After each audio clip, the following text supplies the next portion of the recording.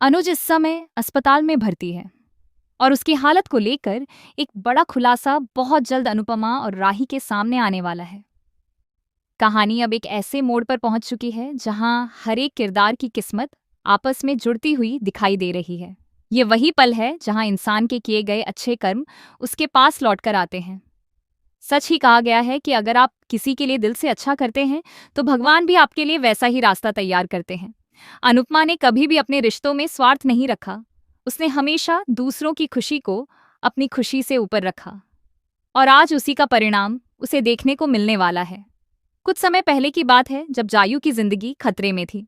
हालात इतने खराब हो चुके थे कि उसके इलाज के लिए बड़ी रकम की जरूरत थी। उस वक्त कोई आगे नहीं आया, लेकिन अनुपमा ने बिना सोचे समझे कर्ज लिया, खुद को मुश्किल में डाला, लेकिन जायू की जान बचा ली। उस समय उसने यह नहीं सोचा कि आगे चलकर उसे किन परेशानियों का सामना करना पड़ेगा, बस इंसानियत और अपनेपन के रिश्ते को निभाया। आज वही किस्मत एक अजीब तरीके से उसके सामने लौट कर आ रही है, जैसे कोई अधूरी कहानी फिर से पूरी होने जा रही हो। दूसरी तरफ अनुज की कहानी भी किसी दर्द भरी दास्तान से कम नहीं रही। कई सालों से वह एक अनजान जगह पर रह रहा था, अपनी असली पहचान से दूर, अपनी यादों से कटकर। उसकी जिंदगी जैसे किसी धुंध में खो गई थी, जहां उसे यह भी याद नहीं था कि वह कौन है, कहाँ से आया है और उसके अपने कौन हैं। यह सब कुछ एक हादसे के बाद हुआ था जिसने उसकी पूरी दुनिया बदल दी थी। याददाश्त खो देना सिर्फ एक बीमारी नहीं होती, यह इंसान की पूरी पहचान छीन लेती है। अनुज के साथ भी कुछ ऐसा ही हुआ था। वह जी तो रहा था, लेकिन बिना किसी मकसद के, बिना किसी अपने के सहारे। समय के साथ उसने खुद को एक नई जिंदगी में ढालने की कोशिश की। उसने छोटे मोटे काम करना शुरू किया, अपने दिन को किसी तरह गुजारने लगा, लेकिन उसके अंदर कहीं ना कहीं एक खालीपन हमेशा बना रहा। कभी कभी उसे ऐसा महसूस होता जैसे कोई है जिसे वह भूल चुका है, कोई रिश्ता है जो अधूरा रह गया है, लेकिन वह उस एहसास को समझ नहीं पाता था। उसकी जिंदगी जैसे अधूरी यादों और अधूरे एहसासों के बीच अटकी हुई थी। फिर एक दिन ऐसा आया जब सब कुछ बदल गया। काम करते करते अचानक उसका संतुलन बिगड़ गया और वह गिर पड़ा। गिरने के बाद उसे गंभीर चोट लगी और उसे तुरंत अस्पताल ले जाया गया। यह वही मोड़ था जहां किस्मत ने एक बार फिर अपनी चाल चली। अस्पताल में जब उसकी पहचान जानने की कोशिश की गई तो उसके पास जो एकमात्र सुराग था वह था अनुपमा का नंबर। यह नंबर शायद उसकी जिंदगी की सबसे बड़ी कड़ी बन गया, जो उसे उसके अतीत से जोड़ने वाला था। अस्पताल से अनुपमा को फोन किया गया। शुरुआत में तो उसे कुछ समझ नहीं आया, लेकिन जैसे ही उसने अनुज का नाम सुना, उसकी दुनिया जैसे थम गई। सालों से जिसे उसने सिर्फ यादों में जिंदा रखा था, आज अचानक वह हकीकत बनकर उसके सामने आने वाला था। उसके दिल में एक अजीब सी घबराहट और उम्मीद दोनों एक साथ जाग उठी। वह समझ नहीं पा रही थी कि उसे खुश होना चाहिए या डरना चाहिए, लेकिन इतना जरूर था कि उसकी जिंदगी अब पहले जैसी नहीं रहने वाली थी। उधर अनुज के अंदर भी कुछ हलचल शुरू हो चुकी थी।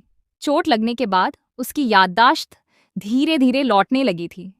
उसे सब कुछ साफ साफ तो याद नहीं आ रहा था, लेकिन कुछ धुंधले चेहरे, कुछ अधूरी बातें और कुछ एहसास उसे परेशान करने लगे थे।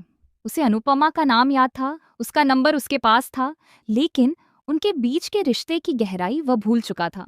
उसे यह एहसास तो था कि यह नाम उसके लिए बहुत मायने रखता है, लेकिन क्यों, यह वह समझ नहीं पा रहा था। जब अनुपमा अस्पताल पहुंचती है तो वह पल बेहद भावुक होता है। सालों का इंतजार, अधूरी यादें और अनकहे जज्बात एक ही पल में सामने आ जाते हैं। अनुपमा की आंखों में आंसू होते हैं, लेकिन उन आंसुओं में दर्द के साथ साथ सुकून भी होता है। वह अपने सामने अनुज को देखती है, लेकिन यह वही अनुज नहीं है जिसे वह जानती थी। ये एक बदला हुआ इंसान है जो उसे पहचानता तो है, लेकिन पूरी तरह से नहीं।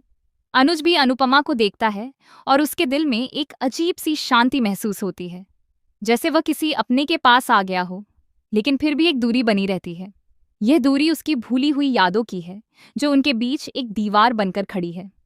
दोनों एक दूसरे के सामने होते हैं, लेकिन उनके बीच का रिश्ता अभी भी अधूरा है। इसी बीच अस्पताल में पैसों की जरूरत सामने आती है। इलाज के लिए बड़ी रकम चाहिए होती है और बिना किसी देरी के अनुपमा आगे आती है। वह एक बार फिर बिना सोचे समझे जिम्मेदारी अपने ऊपर ले लेती है। उसके लिए यह सिर्फ एक इंसान की मदद नहीं है, बल्कि उसके अपने रिश्ते को बचाने की कोशिश है। वह जानती है कि चाहे हालात कैसे भी हों, वह अनुज को इस हालत में अकेला नहीं छोड़ सकती। यह वही पल होता है जब अनुपमा को एहसास होता है कि जिंदगी में जो भी होता है वह किसी न किसी वजह से होता है। अगर उस दिन उसने जायू की मदद नहीं की होती, अगर उसने हमेशा दूसरों के लिए अच्छा नहीं सोचा होता, तो शायद आज किस्मत उसे यह मौका नहीं देती। यह सब कुछ जैसे एक चक्र की तरह है, जहां उसके किए गए अच्छे काम आज उसके पास लौटकर आए हैं। लेकिन कहानी यहीं खत्म नहीं होती। असली मोड़ तो अभी बाकी है। जैसे ही लगता है कि अब सब कुछ ठीक हो जाएगा, तभी एक नई एंट्री होती है, श्रुति की। श्रुति का किरदार इस कहानी में एक नई उलझन लेकर आता है।